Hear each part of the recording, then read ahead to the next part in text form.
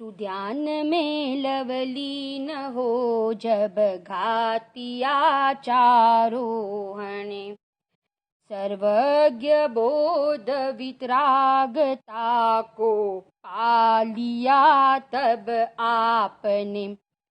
उपदेश देहित कर अनेको भव्य निज सम कर लिए। रवि ज्ञान किरण प्रकाश डालो वीर प्रभु मेरे हिये। वीर प्रभु मेरे हिये। जैन सिद्धांत प्रवेशिका हमने यहाँ पे चालू की है और इसमें बहुत ही सुंदर ये पुस्तक लिखी गई है कि जिसमें छोटे छोटे प्रश्न और जवाब के माध्यम से पूरे जिनागम के सारे सिद्धांत इसमें समाविष्ट हो गए हैं। यहाँ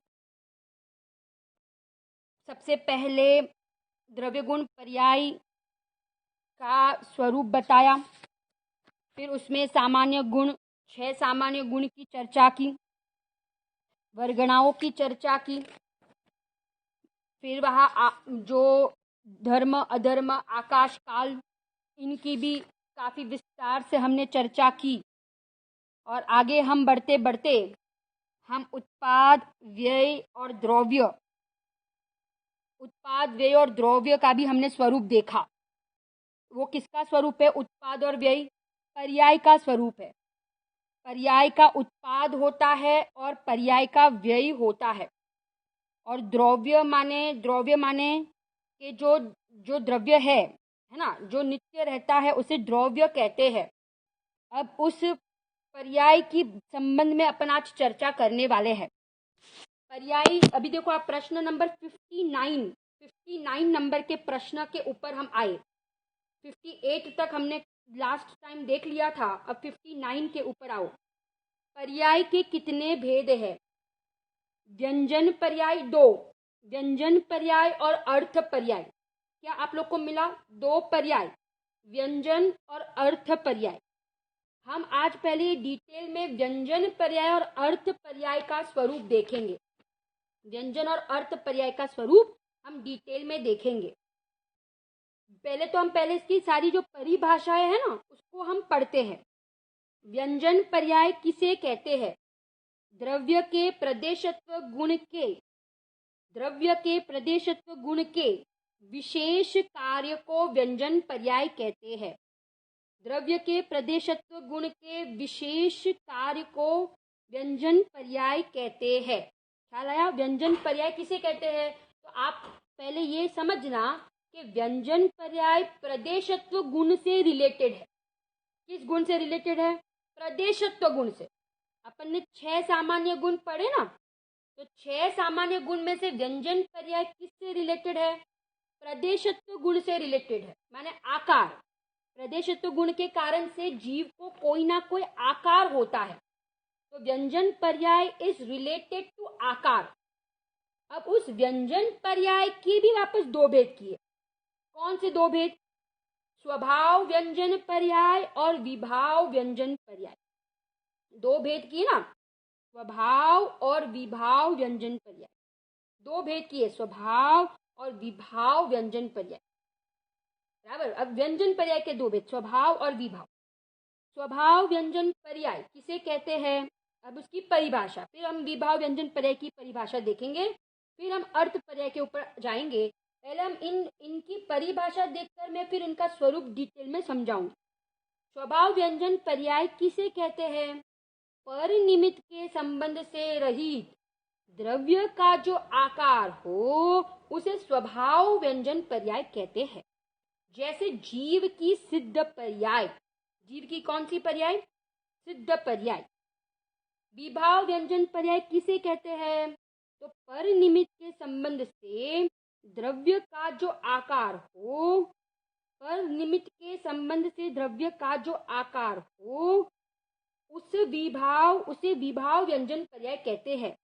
जैसे जीव की नर नारक आदि पर्याय। कौन सी पर्याय? नर नारक आदि पर्याय। देखो ऊपर क्या कहा था स्वभाव व्यंजन पर्याय में, पर निमित्त के संबंध से रहित जो आत्मा का आकार होता है ना उसे तो स्वभाव कहते हैं, स्वभाव व्यंजन पर्याय। परंतु पर निमित्त के संबंध से द्रव्य का जो आकार होता है वह आकार पर द्रव्य के निमित्त के संबंध से रहित, और यहाँ का पर निमित्त के संबंध से जो द्रव्य का माना आत्मा का आकार होता है उसे विभाव व्यंजन पर्याय कहते हैं। जैसे एग्जाम्पल दिया नर नारक आदि पर्याय, है ना। पहले अपन अर्थ पर्याय को भी पहले देख लेते दोनों, है ना। अर्थ पर्याय के भी दो भेद है, उसको हम देखते हैं, उसकी परिभाषा। अर्थ पर्याय किसे कहते हैं? प्रदेशत्व गुण को छोड़कर बाकी के गुणों के कार्य को, परिणमन को अर्थ पर्याय कहते हैं। अब उस अर्थ पर्याय के भी दो भेद है, स्वभाव अर्थ पर्याय और विभाव अर्थ पर्याय। स्वभाव अर्थ पर्याय माने पर निमित्त के संबंध से रहित जो अर्थ पर्याय होती है, पर निमित्त के संबंध से रहित जो अर्थ पर्याय होती है उसे स्वभाव अर्थ पर्याय कहते हैं, जैसे जीव की केवल ज्ञान की पर्याय।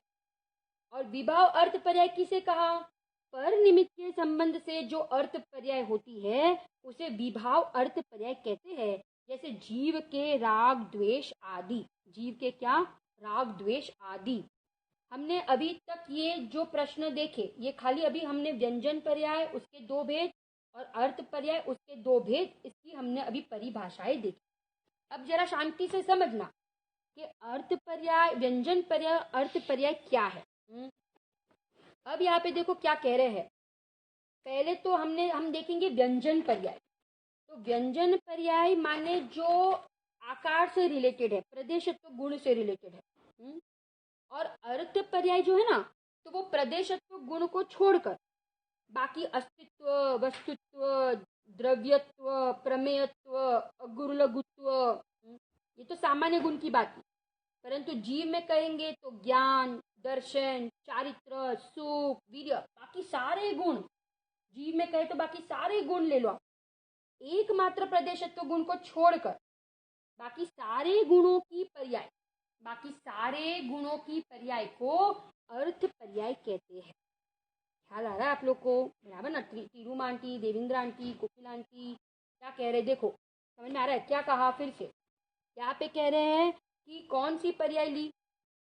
पहले अपन व्यंजन पर्याय को लेते हैं। व्यंजन पर्याय माने इट इज रिलेटेड टू आकार, शरीर का आकार, है ना। शरीर के आकार, शरीर का आकार नहीं, आत्मा के आकार, बराबर ना।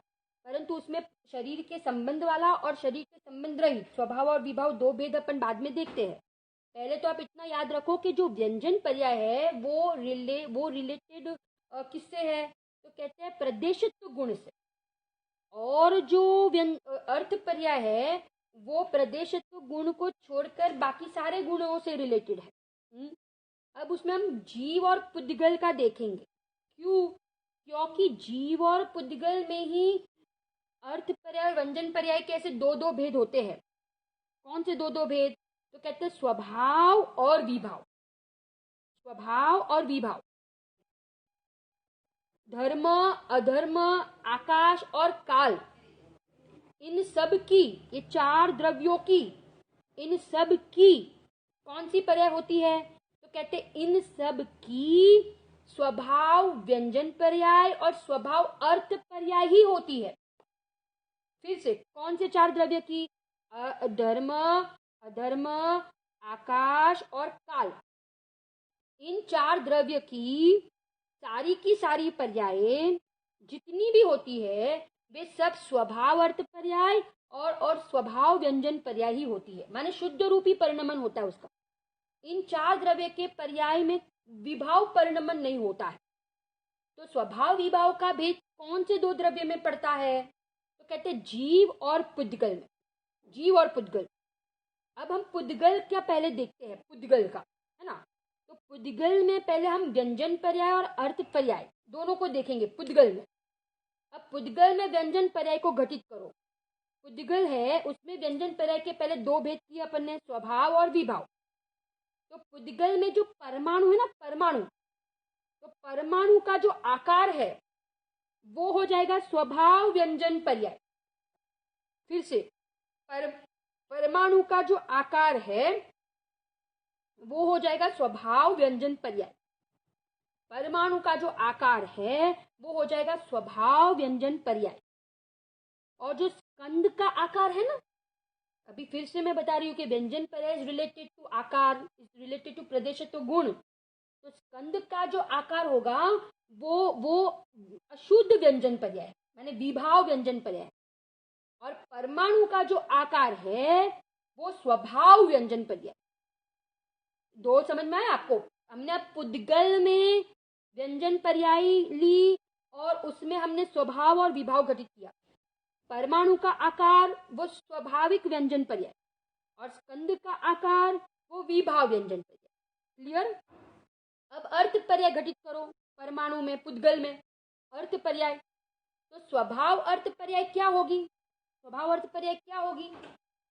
तो कहते हैं कि जो परमाणु के स्पर्श, रस, गंध, वर्ण है ना, स्पर्श, रस, गंध, वर्ण आदि जो पर्याय है परमाणु की, आकार को छोड़कर स्पर्श, रस, गंध, वर्ण ये सारी जो पर्याय परमाणु की, वो हो जाएगा स्वभाव व्यंजन पर्याय, स्वभाव अर्थ पर्याय, स्वभाव अर्थ पर्याय।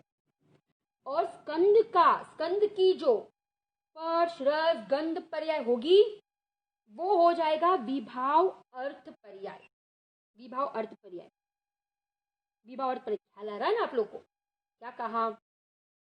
विभाव अर्थ पर्याय समझ में आया कि जो स्कंद की स्पर्श, रस, गंध पर्याय होती है वो विभाव, और जो परमाणु की स्पर्श, रस, गंध वाली पर्याय होती है वो स्वभाव, स्वभाव अर्थ पर्याय।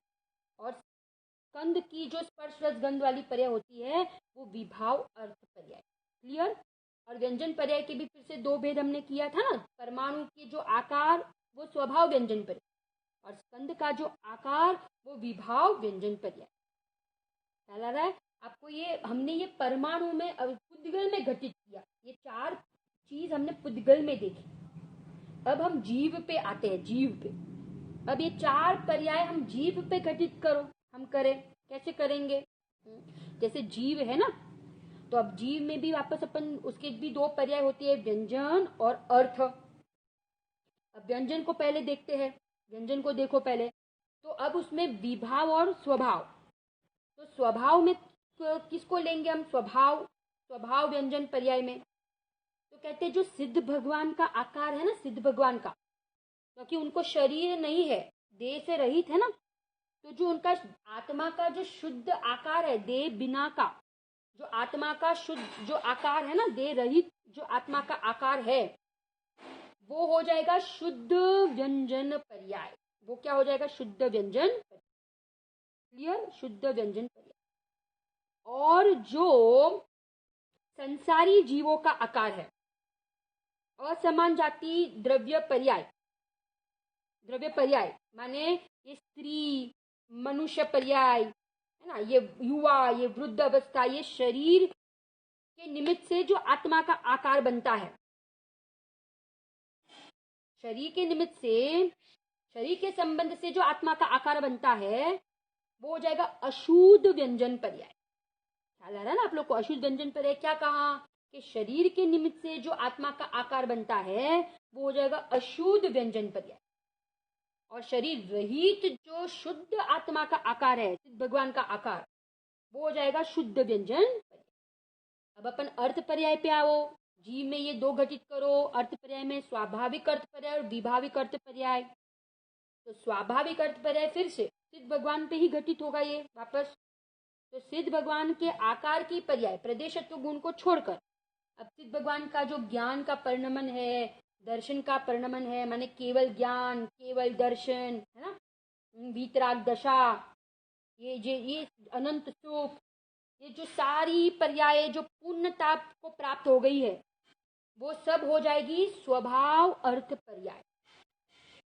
और विभाव अर्थ पर्याय क्या होगा? विभाव अर्थ पर्याय तो कहते हैं कि जो संसार अवस्था में जीव की जो ज्ञान की, जो मति ज्ञान, शुद्ध ज्ञान, अवधि ज्ञान, मन पर्याय ज्ञान, कुमति, कुश्रुत है ना, राग, द्वेष, ये जितनी भी जो भी अर्थ पर्याय माने प्रदेशत्व गुण को छोड़कर बाकी जितनी पर्यायों का परिणमन है वो हो जाएगा अशुद्ध अर्थ पर्याय।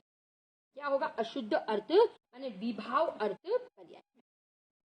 क्रोध, मान, माया, लोभ, हिंसा, झूठ, चोरी, कुशील, परिग्रह, है ना, ये जो भी मति, शुद्ध ज्ञान, मिथ्या दर्शन, मिथ्या चारित्र, जितनी भी पर्याय, किसको खाली छोड़ के?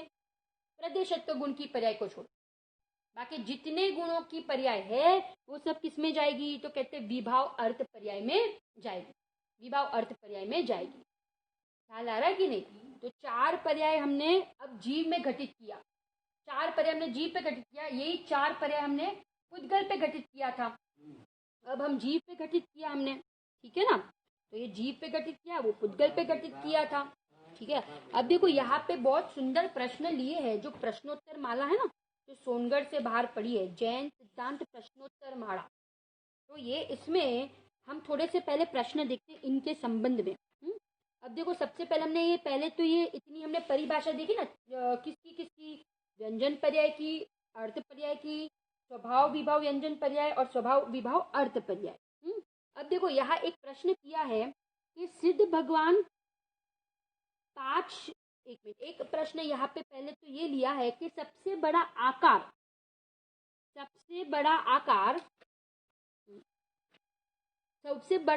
और सबसे छोटा आकार किसको होता है? तो सबसे बड़ा आकार कहाँ है? 6 द्रव्य में से सबसे बड़ा आकार कौन से द्रव्य को होता है? बहुत बढ़िया मम्मी, आकाश द्रव्य। और सबसे छोटा आकार 6 द्रव्य में से, तो कहते हैं परमाणु और कालाणु को, ठीक है ना, परमाणु और कालाणु। और ये बाकी के सब जो है वो बीज के आकार है। अब फिर नेक्स्ट क्वेश्चन पूछा, क्या पूछा कि प्रत्येक द्रव्यों में क्यों पर्याय, कई पर्याय एक छे ने कई पर्याय अनंत छे? माने अर्थ पर्याय और व्यंजन पर्याय में कौन सी पर्याय एक होती है, कौन सी पर्याय अनेक होती है, अनंत होती है? तो कहते हैं कि प्रदेशत्व गुण की जो व्यंजन पर्याय होती है ना, वो एक होती है। व्यंजन पर्याय तो एक ही होगी ना, एक समय में हमको एक ही आकार होगा, है ना। हमें मनुष्य गति का आकार है, ये स्त्री पर्याय का आकार है, तो उस समय हमें पुरुष पर्याय का आकार नहीं होगा, हमें तीरंज गति का आकार नहीं होगा, ठीक है ना। तो व्यंजन पर्याय एक समय में एक ही होगी, परंतु अर्थ पर्याय, क्योंकि अनंत गुण है ना, तो अर्थ पर्याय तो बहुत सारी होगी, अनंत होगी, क्योंकि अनंत गुण है तो अर्थ पर्याय तो अनंत होगी। अब फिर प्रश्न किया कि विभाव व्यंजन पर्याय कब तक होती है जीव में? विभाव व्यंजन पर्याय के गुणस्थान कौन से है? विभाव व्यंजन पर्याय माने ये देह वाला आकार जो है आत्मा का, वो कब तक होता है? कौन से गुणस्थान से कौन से गुणस्थान तक? तो पहले से लेके 14वें तक। हाँ, पहले से लेके 14वें तक, क्योंकि अरहंत भगवान को भी शरीर है ना। तो विभाव व्यंजन पर्याय के गुणस्थान पूछेंगे तो क्या बताना है? पहले से लेके 14वें तक, पहले से लेके 14वें तक। सिद्ध भगवान जो है ना, उनको अर्थ पर्याय और व्यंजन पर्याय दोनों शुद्ध ही होती है। और धर्मास्तिका, अधर्मास्तिका, आकाश और काल, ये 4 द्रव्य के भी अर्थ पर्याय और व्यंजन पर्याय शुद्ध होती है। एक तो सिद्ध भगवान को शुद्ध, और धर्म, अधर्म, आकाश, काल को ये 4 पर्याय, ये अर्थ और व्यंजन पर्याय शुद्ध। सिद्ध भगवान को शुद्ध और धर्मास्तिका, अधर्मास्तिका, आकाश और काल का शुद्ध परिणमन होता है, ठीक है ना। ख्याल आ रहा है? दोनों में समझ में आ रहा है? अर्थ पर्याय और व्यंजन पर्याय में आपको अंतर ख्याल आ गया ना। अभी एक बहुत सुंदर यहाँ पे प्रश्न किया है कि प्रथम अर्थ पर्याय शुद्ध था कि पहला व्यंजन पर्याय शुद्ध था? कई पर्याय पहला शुद्ध था, अर्थ पर्याय पहला शुद्ध था कि व्यंजन पर्याय? तो कहते हैं पहले अर्थ पर्याय शुद्ध होती है, फिर व्यंजन पर्याय, है ना। पहले अर्थ पर्याय फिर व्यंजन पर्याय। जैसे चौथे गुण स्थान में श्रद्धा गुण की पर्याय प्रथम शुद्ध होती है, श्रद्धा गुण की पर्याय प्रथम शुद्ध होती है ना। 12वें गुण स्थान में चारित्र गुण की पर्याय शुद्ध होती है। 13वें गुण स्थान में ज्ञान गुण की, दर्शन गुण की, सुख गुण की, वीर्य गुण की पर्याय शुद्ध होती है। 14वें में योग गुण की पर्याय शुद्ध होती है। तो ये तो सब अर्थ पर्याय हुई। तो पहले सब अर्थ पर्याय शुद्ध होती है, और फिर जब सिद्ध अवस्था होती है जीव को, तब जाके व्यंजन पर्याय शुद्ध होती है। ये प्रश्न कितना गजब मस्त गजब का किया है यार। कि पहले अर्थ पर्याय के पहले व्यंजन पर्याय शुद्ध होती है, कहते पहले अर्थ और पर्याय होती है। और वो भी देखा क्रम देखा कि श्रद्धा गुण चौथे में, चारित्र गुण 12वें में, ज्ञान दर्शन सुखवीर्य 13वें में, है ना, और योग गुण 14वें में, और सिद्ध भगवान को सिद्ध होंगे तब व्यंजन पर्याय शुद्ध होती है। देखो एक प्रश्न है कि कोई सिद्ध भगवान को 500 धनुष ऊंचाई वाले होते हैं, और कोई सिद्ध भगवान है ना, बताया ना छोटे में छोटी अवगाना सिद्ध भगवान की 3.5 हाथ की बताई है, 3.5 हाथ। तो वो इतनी अवगाना होती है सिद्ध भगवान की।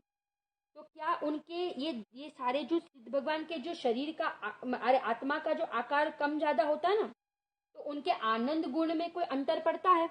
ये प्रश्न किया यहाँ पे। तो कहते ना सिद्धों सारे सिद्धों का आनंद एक समान होता है। माने व्यंजन पर्याय सबकी अलग अलग, भले शुद्ध है परंतु सबकी अलग अलग है ना, क्योंकि आत्मा का आकार सबका अलग अलग है कि नहीं? सारे सिद्ध भगवान के आत्मा का आकार अलग अलग है कि नहीं, है ना? तो व्यंजन पर्याय सबकी अलग, अर्थ पर्याय सबकी समान, क्योंकि सबका आनंद सेम, सबका केवल ज्ञान, सबका केवल ज्ञान आनंद सुख गुण की पर्याय।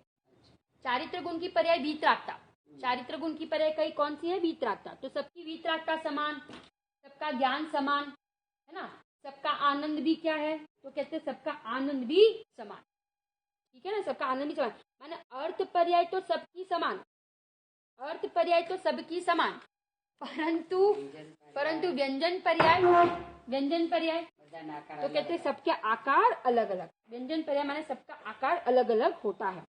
क्लियर, बराबर। अब ये हमने ये यहाँ के प्रश्न देखे, यहाँ के अपन ने ये जैन प्रश्नोत्तर माला में से हमने ये थोड़े प्रश्न थे जो बहुत ही सुंदर थे, पर्याय, ये अर्थ पर्याय और व्यंजन पर्याय संबंधी, वो हमने देखे। हमने लास्ट टाइम पर्याय संबंधी भी थोड़े पॉइंट्स देखे थे कि पर्याय सब एक समय की होती है, कोई भी पर्याय हो वो सब कितने समय की होती है? तो कहते हैं वो एक समय की होती है। और वे सारी पर्याय जो होती है ना, तो उसमें सब पर्याय में द्रव्य ही व्याप्त है। कौन व्याप्त है? द्रव्य ही व्याप्त है। एक बार हुई पर्याय वापस रिपीट नहीं होती है, एक बार हुई पर्याय वापस रिपीट नहीं होती है। और जो हो चुकी है वो तो अंदर में पारिणामिक भाव से है, भविष्य काल की हुई नहीं है और वर्तमान की हो रही है, तो हम उसमें क्या करें? फिर यहाँ पे कहा कि पूर्व पर्याय का तो व्यय हो जाता है, माने एक पूर्व और वर्तमान पर्याय, दो पर्याय के बीच में प्राग भाव है, और वर्तमान और भविष्य पर्याय के बीच में प्रध्वंसा भाव है। माने कोई पर्याय का किसी पर्याय के साथ कनेक्शन ही नहीं है, सारी पर्याय स्वतंत्र है, सारी पर्याय एक समय का सत्य है, अहेतुक है। उस पर्याय को किसी परद्रव्य की, स्वद्रव्य की, पूर्व पर्याय की किसी की भी अपेक्षा नहीं है, और वो पर्याय अपने काल में खचित है, क्रमबद्ध है। ये भी हमने देखा था कि दरेक पर्याय क्रमबद्ध छे, दरेक पर्याय क्रमसर होती है। जिस समय जो पर्याय होनी है वो ही होती है, जिस समय जो पर्याय होती है वो ही होती है, ठीक है ना, जिस समय जो पर्याय होती है वो ही होती है। हम कौन सी पर्याय को अच्छी कर, कौन सी पर्याय को बुरी कर, माने यहाँ पे कह रहे हैं कि हम पर्याय का लक्ष्य ना करें, पर्याय पर से दृष्टि हटा दे, क्योंकि एक समय की पर्याय हमारे ज्ञान में पकड़ में आती नहीं। ये देखो, ये अर्थ पर्याय ना, वो तो हमारे पकड़ में आती ही नहीं है। अर्थ पर्याय क्या हमारे पकड़ में ये सारी पर्याय आती है? राग की, द्वेष की, वो भी बहुत लंबे काल तक चलता है, वैसा का वैसा परिणमन होता है, तो वो पकड़ में आता है। परंतु अर्थ पर्याय, एक एक समय की पर्याय जो अर्थ पर्याय वो पकड़ में नहीं आती है। और व्यंजन पर्याय भी जो स्थूल आकार है ना, शरीर के जो स्थूल आकार, सिद्ध भगवान का आकार हमें पकड़ में नहीं आता है। सिद्ध भगवान का आकार हमें कहाँ पकड़ में आता है? मोनाली भाभी आप अभी ज्वाइंट हुए ना, तो ख्याल है ना, हम लोग अर्थ पर्याय और व्यंजन पर्याय का स्वरूप अपन देख रहे हैं। अर्थ पर्याय और व्यंजन पर्याय, है ना, तो सिद्ध भगवान का आपने देखा, सिद्ध भगवान का अपन आकार पकड़ में नहीं आता है, अपने को क्या दिखता है। तो व्यंजन पर्याय जो स्वाभाविक व्यंजन पर्याय वो पकड़ में नहीं आता, और जो विभाव व्यंजन पर्याय है, माने जो ये मोटा मोटा शरीर है, औदारिक शरीर, वो पकड़ में आता है। उसमें भी जो सूक्ष्म शरीर होते हैं वो पकड़ में नहीं आते हैं। पर खरेखर तो ये व्यंजन पर्याय जो जीव की कही, वो तो जीव के आत्मा की पर्याय है, तो वो तो पकड़ में आती ही नहीं है। और यहाँ पे पर्याय का स्वरूप हमने देखा कि भाई सारी पर्याय स्वतंत्र है, सत्य है, अहेतुक है ना, वो अपने पकड़ में आती नहीं है। हमने आज अर्थ पर्याय, व्यंजन पर्याय, फिर हमने स्वभाव व्यंजन पर्याय, विभाव व्यंजन पर्याय, अर्थ पर्याय में स्वभाव और विभाव, ऐसे हमने 6 परिभाषाएं देखी और 6 का स्वरूप देखा। एक बार मैं वापस बोलती हूँ। सबसे पहले हमने देखा कि पर्याय के 2 भेद, व्यंजन और अर्थ। व्यंजन इज रिलेटेड टू प्रदेशत्व गुण एंड अर्थ पर्याय इज रिलेटेड टू प्रदेशत्व गुण को छोड़ के बाकी के गुणों से, ठीक है ना, बाकी के गुणों से इट इज रिलेटेड। हाँ, नहीं, 6 द्रव्य नहीं, जीव और पुद्गल, क्योंकि अभी पहले स्टार्टिंग में कहा ना कि धर्म, अधर्म, आकाश, काल, ये 4 द्रव्य के अर्थ और व्यंजन पर्याय शुद्ध ही होती है। ये 4 पर्याय की क्या कहा, अर्थ और व्यंजन पर्याय शुद्ध ही होती है। जीव और पुद्गल में ही स्वभाव और विभाव, अर्थ पर्याय और व्यंजन पर्याय होती है। हमने देखा कि जो व्यंजन पर्याय है वो आकार से, प्रदेशत्व गुण से रिलेटेड है, और जो अर्थ पर्याय है तो वो किससे रिलेटेड है, तो कहते हैं कि प्रदेशत्व गुण को छोड़कर बाकी के सारे गुणों से अर्थ पर्याय रिलेटेड है। हमने पुद्गल में देखा कि पुद्गल में जो परमाणु है, तो परमाणु की का जो आकार है वो स्वभाव व्यंजन पर्याय, और स्कंद का जो आकार है वो विभाव व्यंजन पर्याय। अर्थ पर्याय पुद्गल पर घटित करो तो कहते हैं परमाणु का जो स्पर्श, रस, गंध, वर्ण की जो पर्याय है ना, वो स्वभाव अर्थ पर्याय, और जो स्कंद की स्पर्श, रस, गंध, वर्ण वाली पर्याय है ना, वो विभाव व्यंजन पर्याय। वो कौन सी है, विभाव व्यंजन पर्याय, ठीक है ना। जीव में अपन ने 4 पर्याय घटित की, स्वभाव और विभाव, व्यंजन और अर्थ। तो जीव का जो सिद्ध भगवान का जो आकार है वो स्वभाव व्यंजन पर्याय है, और जो मनुष्य, तीर्यन, 4 गति में जीव जो होते हैं, उनके जो शरीर के संबंध से जो आत्मा का आकार होता है वो विभाव व्यंजन पर्याय।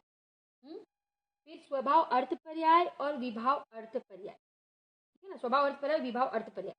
तो स्वभाव अर्थ पर्याय माने क्या, तो कहते हैं कि प्रदेशत्व गुण को छोड़कर बाकी के गुणों का जो परिणमन होता है ना, अभी हमने आत्मा में घटित करो, तो पहले अर्थ पर्याय में घटित करो, तो स्वभाव में क्या आएगा, सिद्ध भगवान का केवल ज्ञान, सिद्ध भगवान की वीतरागता, सिद्ध भगवान का अनंत सुख, वो सब स्वभाव अर्थ पर्याय। और विभाव अर्थ पर्याय माने क्या, तो कहते हैं कि जो संसारी जीवों की जो मति ज्ञान, शुद्ध ज्ञान, राग, द्वेष, जो चारित्र गुण की अशुद्ध पर्याय, जितनी भी पर्याय हो रही, जितनी भी संसारी जीवों, ये सब विभाव अर्थ पर्याय हमने जीव और पुद्गल पर घटित किया। बाकी तो सिद्ध भगवान के अर्थ और व्यंजन पर्याय, और धर्म, अधर्म, आकाश, काल, इनके अर्थ और व्यंजन पर्याय अनादि से शुद्ध ही है। सिद्ध भगवान का अब अनंत काल तक शुद्ध होगा, परंतु धर्म, अधर्म, आकाश, काल का तो अनादि से शुद्ध है और अनंत काल तक शुद्ध रहने वाला है। गजब का स्वरूप है ये अर्थ पर्याय व्यंजन। हमें जो ये दिख रहा है ना, ये सब कुछ जो दिख रहा है वो क्या दिख रहा है हमें, तो कहते हैं कि ये सब व्यंजन पर्याय दिख रही है हमें। ये पुद्गल की जो पर्याय दिख रही है ना, ये सब घर, ये सोफा, ये कुर्सियाँ, ये टीवी, ये मोबाइल, ये पुस्तक, ये सब क्या है, ये विभाव, पुद्गल की विभाव व्यंजन पर्याय है ना, विभाव व्यंजन पर्याय दिख रही है हमें। ये स्कंद है ना, ये स्कंद, परमाणु की तो हमें दिखती नहीं है, ये सब जो दिख रही है हमें स्कंद विभाव पर्याय दिख रही है, स्कंद की विभाव अर्थ पर्याय, व्यंजन पर्याय दिख रही है। और हम इन विभाव व्यंजन पर्याय के ऊपर हम मोहित हो जाते हैं। ये हमें सब समझ में आएगा ना, तो हमें ख्याल आएगा कि जो भी है वो सब पुद्गल का विभाव व्यंजन पर्याय है।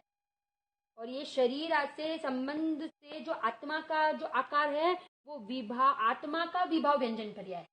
तो हम ये शरीर के ऊपर मोहित हो जाते हैं, है ना, और द्रव्य के ऊपर मोहित होते हैं, माने हम आत्मा की दृष्टि नहीं करते हैं।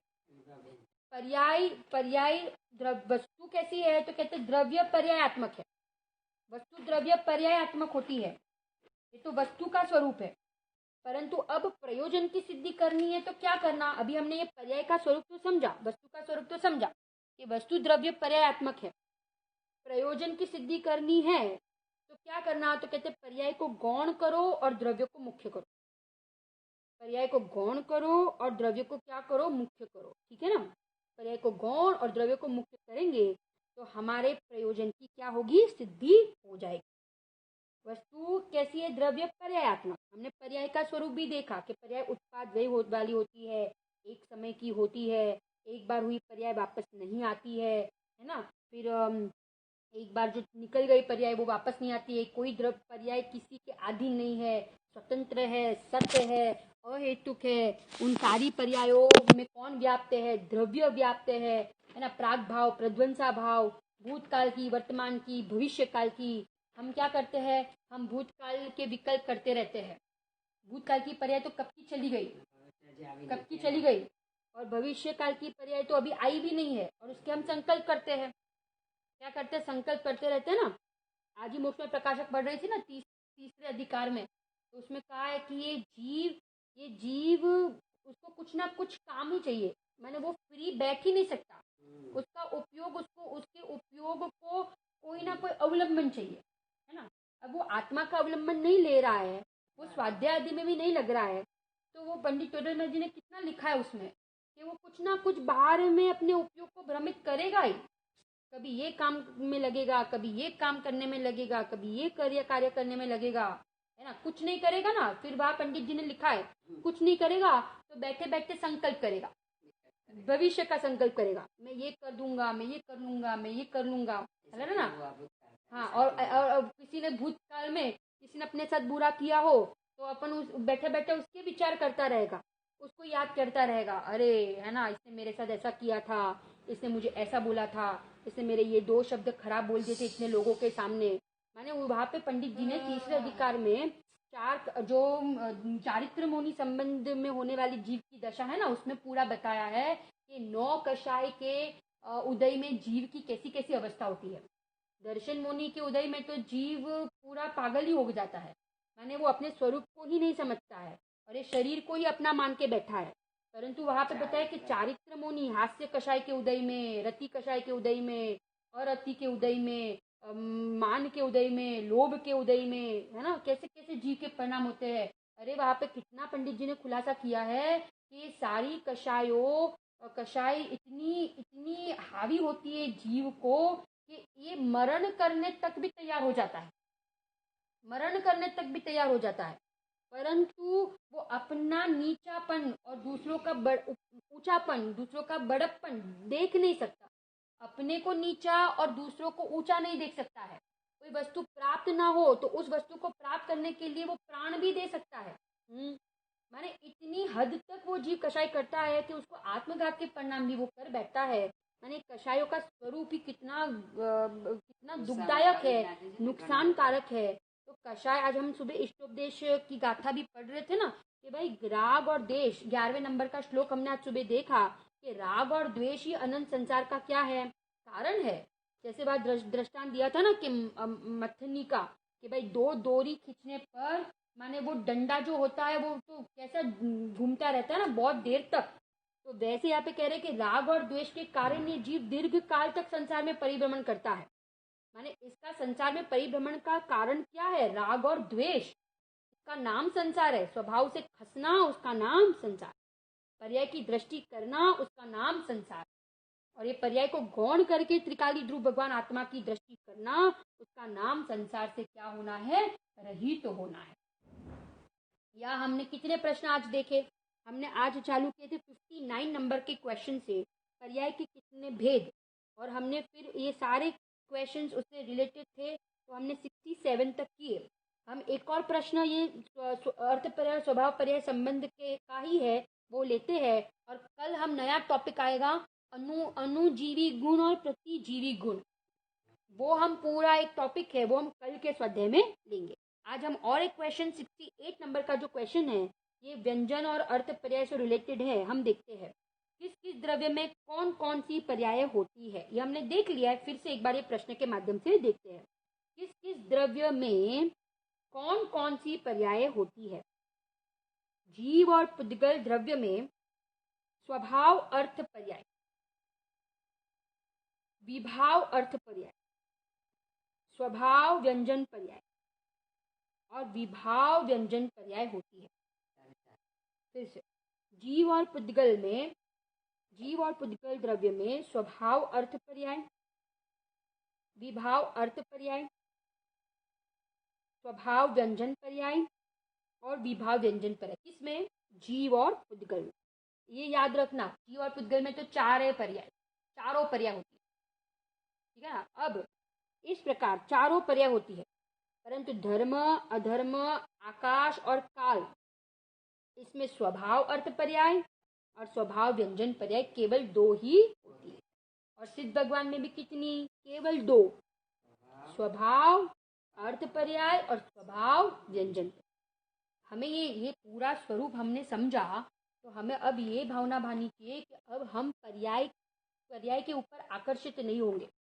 माने पुद्गल की पर्याय हो कि ये हमारी असमान जाति द्रव्य पर्याय है ना, जो ये शरीर मिला है, ये औदारिक शरीर हम किसी भी व्यंजन पर्याय, विभाव व्यंजन पर्याय, विभाव अर्थ पर्याय, है ना, जीव और पुद्गल की, और इवन स्वभाव अर्थ पर्याय और स्वभाव व्यंजन पर्याय, उसके ऊपर भी हम आकर्षित नहीं होंगे, हम उसकी दृष्टि नहीं करेंगे, क्योंकि वो स्वभावों के विभाव, सारी की सारी पर्याय एक समय की है ना। केवल ज्ञान की पर्याय कितने समय की है? एक समय की है। केवल ज्ञान लहर है और त्रिकाली ध्रुव भगवान आत्मा समुद्र है। बोलो लहर चाहिए कि समुद्र चाहिए? समुद्र चाहिए। बहुत बार अपन दृष्टांत देते ना कि एक बाजू चिंतामणि रत्न है और एक बाजू एक बहुत बड़ा महल है, तो हम किसको अपनाएंगे? चिंतामणि रत्न को के महल को? महल को अपनाएंगे कि रत्न को? महल को नहीं, रत्न को, क्योंकि महल तो एक है ना, परंतु चिंतामणि रत्न में से हम ऐसे महल कितने खड़े कर सकते हैं? कितने? अनंत। जितने चाहिए उतने हमें वो महल मिल सकते हैं। तो हम शक्ति की दृष्टि करेंगे तो पर्याय में स्वभाव अर्थ पर्याय और स्वभाव व्यंजन पर्याय का परिणमन हुए बिना रहेगा। हम स्वभाव की दृष्टि नहीं करेंगे तो अनादिकाल से जो विभाव अर्थ पर्याय और विभाव व्यंजन पर्याय चल रही है वो ही चलती रहेगी। हमें विभाव व्यंजन पर्याय, विभाव अर्थ पर्याय का नाश करना है, तो हमें किसकी दृष्टि करनी चाहिए? तो कहते हैं हमें स्वभाव की दृष्टि करेंगे तो स्वभाव अर्थ पर्याय और स्वभाव व्यंजन पर्याय प्रकट हो जाएगी। परंतु स्वभाव अर्थ पर्याय और स्वभाव व्यंजन पर्याय का भी लक्ष्य नहीं करना है। लक्ष्य तो मात्र किसका करना है? एक त्रिकाली ध्रुव भगवान आत्मा, शुद्धात्मा, जो नित्य है, जो टिकने वाला है, जो त्रिकाल है, जो अविनाशी है, जो ध्रुव है, अजर अमर है, ऐसे तत्व की हम दृष्टि करेंगे तो हमें पर्याय में शुद्धता का परिणमन हुए बिना रहेगा नहीं। ऐसे गजब का ये जैन सिद्धांत प्रवेशिका में ये स्वभाव और विभाव व्यंजन पर्याय का हमने अभी स्वरूप देखा। हम थोड़ा ये पर्याय संबंधी हम भी विचार करें कि पर्याय कितनी क्षणिक है, कितनी नाशवान है। बाहर में आप देखो ये धन दौलत, स्त्री, घर, कुटुंब, परिवार, ये शरीर, ये सहयोग, ये उदय, पुण्य पाप के उदय, ये परिणाम, ये कोई स्थायी नहीं रहने वाला है। कितनी क्षणिकता है, कितनी अनित्यता है, और हम दिन रात इन सहयोग, इन क्षणिक सहयोग, इन पर्यायों के पीछे हम दिन रात क्या कर रहे हैं कि हम दिन रात दौड़ रहे हैं, इसकी चिंता में, इसके विकल्प में हम मरे जा रहे हैं। परंतु हमें एक काम करना है, एक बड़ा में बड़ा कार्य करना है। क्या? कि हमें अपने शुद्धात्मा की दृष्टि करनी है। तो ये काम हमारा बाजू पे ना रह जाए, क्योंकि दुर्लभ मनुष्य भव हमें मिला है, और ये मनुष्य भव हमारे हाथ में से अपना काम किए बिना ना चला जाए, इसके लिए हम ये सारे प्रकरण पढ़ रहे हैं। हम पढ़ रहे हैं हमें क्षम बढ़ाने के लिए नहीं, परंतु हम इसलिए पढ़ रहे हैं क्योंकि हमारी ये पर्याय का जो हमारा ये आकर्षण है, पर्याय का जो हमें ये जो अट्रैक्शन है ना, पर्याय को हम जो नित्य नित्य बनाना चाहते हैं, तो हम ये पर्याय का स्वरूप समझेंगे तो हम हमें पर्याय के ऊपर से क्या हो जाएगा, लक्ष्य छूट जाएगा और हमारा लक्ष्य द्रव्य स्वभाव पर जाए बिना रहेगा नहीं। ऐसे हम अपने द्रव्य स्वभाव की दृष्टि करें और पर्याय की दृष्टि छूटे और हमारे प्रयोजन की सिद्धि हो जाए, हम अनंत काल सिद्धालय में विराजमान हो जाए, इसी मंगल भावना के साथ हम स्वाध्याय पूरा करते हैं। निज निधि निज में बताई यह अनंत उपकार है, इसके लिए जिन वाणी माँ को वंदना शत बार है, वंदना शत बार है।